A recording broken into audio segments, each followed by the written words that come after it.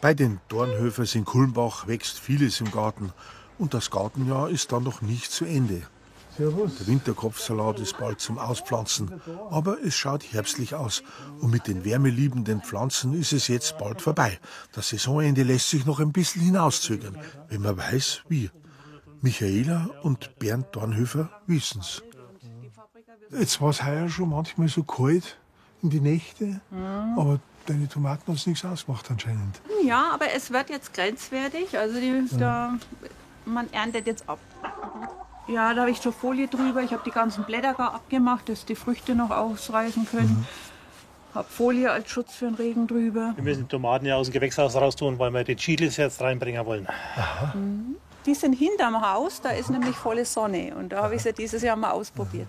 Also die Chilis sind auf der Südseite. Ja, die sind auf der Südseite volle Sonne. Chilis sind mehrjährige Pflanzen, aber Temperaturen unter 5 Grad sind für sie schon wie Frost. Über den Winter bringt sie kaum jemand. Ja, das sind die Sweet Cheyenne, das sind meine persönlichen Lieblinge. Ja, schön. Die sind nicht ganz so scharf, ja. Es gibt Sonnen und so. Ja, Also frieren ja. tut es die jetzt nicht eigentlich, oder? Naja, es ist zu kalt jetzt für die Chilis. Ne? Also wir haben Herbst. Also ich habe sie nachts abgedeckt, aber heute tun wir sie ins Gewächshaus rein. Da kommt ja gerade recht, da kann ja Ja. ein bisschen mittragen, oder? Genau, das wäre mir recht. Kannst mir helfen. Und deshalb bist du halt auch daheim zum Helfen, oder? Genau, richtig, ja. Zum Aber ich beim Tragen. Tragen mithelfen, ja, freilich. Gartenarbeit ist eigentlich meine Frau, ja. Ich esse ja sehr gerne. Ob das Essen so scharf ist oder nicht, ich esse ganz scharf. Ja, ja. Aber beide, oder? Wahrscheinlich. Ich esse schon gern, aber nicht ganz so scharf wie er.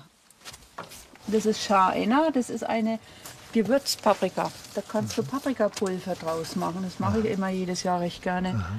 Da habe ich jedes Jahr mal andere Sorten, bis ich meinen Liebling mal entdeckt habe. Das hier war es noch nicht. So, dann. Und die muss man aber vorher trocknen wahrscheinlich, oder? Die müssen getrocknet werden, ja, gut durchtrocknen und dann kann man sie pulverisieren. Die Peter Pfeffer, die finde ich immer ganz witzig. Die baue ich immer ganz gern mit meiner Freundin an. Die hat nämlich eigentlich die Form von einem männlichen Penis. Wobei man ein bisschen, Naja. ein bisschen Fantasie Ein braucht. bisschen man schon auch, schrumpelig oder? halt. Da haben wir eine. Naja. Ja. Mit viel Fantasie. Mit viel Mit sehr Fantasie. viel Fantasie. Aber so Früchterl sind meistens scharf. Wie scharf, das kann man weder an der Farbe, der Größe oder der Form der Schoten erkennen. Ob rot oder grün, lang oder kurz, dünn oder dick, jede kann's in sich haben. Das hier sind Habanero noch. Die müssen auch unbedingt ins Die sind auch Gewächshaus. sehr scharf, gell? Das sind Schafe, ja. Ich weiß nicht genau. Ich glaube, die haben 200.000 Scoville. Aber ich weiß es nicht genau. Was ist die schärfste?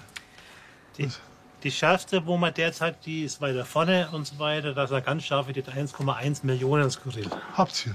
Haben wir auch, ja. Aber die kann man nicht essen.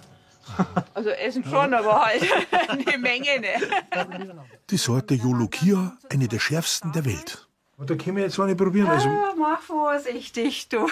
Also die hat 1 Million Scoville. Die Habanero, die ja schon die schärfsten mit sind, die haben 200.000 Scoville. 5 so scharf. Ja, Oder? ja. Also ich würde erst mal das Messer ablecken. Wahrscheinlich ein guter Rat, nur ganz wenig zu probieren. So scharf kann's gar nicht sein, denkt man. So ein bisschen. Auf der Einheitenskala für Schärfe, benannt nach dem amerikanischen Pharmakologen Wilbur Scoville, steht die Sorte Jolokia schon ganz im oberen Bereich. Ich hab's. Ah, gut. Hat eine angenehme Schärfe, aber es geht also. Es brennt halt ein wenig noch und so weiter. Also ich kenne das.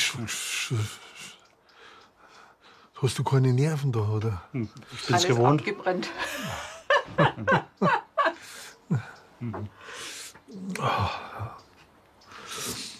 Wunderbar. Ja. Also für mich ist das schon scharf. Nö, das merke ich nichts mehr. Der Mund bellt sich.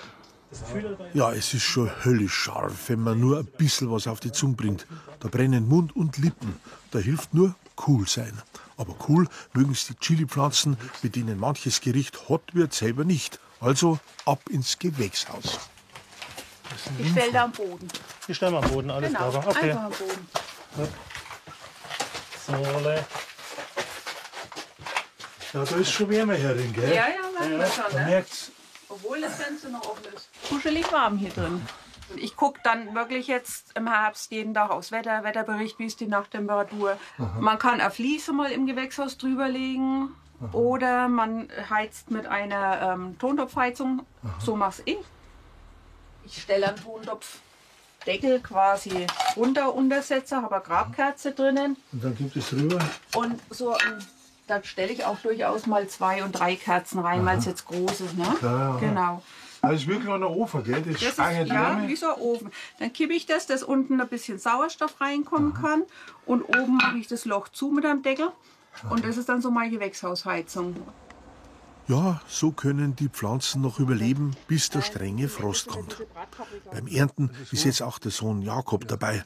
Die frisch gepflückten Chilis werden jetzt so hergerichtet, dass man sie weiterverwenden, trocknen oder verarbeiten kann. Zu scharfer Paste oder Paprikapulver. Du bist gar kein Schafer, oder? Magst du? Nein. Magst du nicht? Nein, ich kann es nicht gut handeln. Also, du vertragst es nicht so richtig.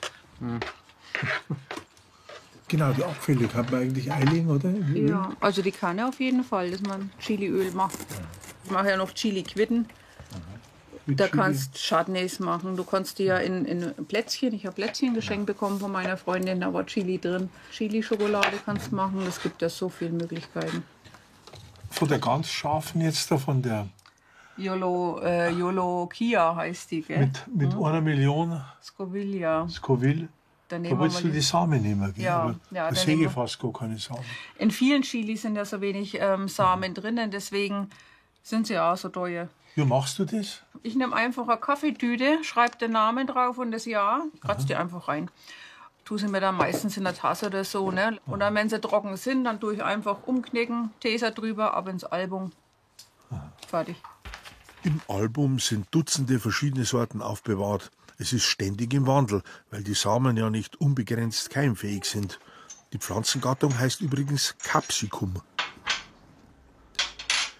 Michaela Dörnhöfer macht gerade auf die Schnelle eine Chili- oder Paprikapaste.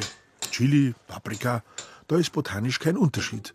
Das sind Namen für verschiedene Ausprägungen der gleichen Pflanze. Der Cayennepfeffer kommt übrigens auch vom Capsicumstrauch. Pfeffer zu sagen ist eigentlich falsch.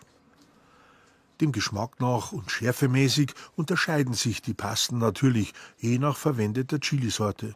Die Vielfalt ist groß und die hat sich bei ihr im Album überraschend vergrößert durch die Sammlung eines kürzlich verstorbenen Chili-Liebhabers. Schau mal, die Kapseln, die habe ich jetzt bekommen von einem Gärtnermeister in Kulmbach. Da habe ich die bekommen, damit ich sie weiter vermehren kann und die Samen auch weitergeben kann. Das werde ich auch machen.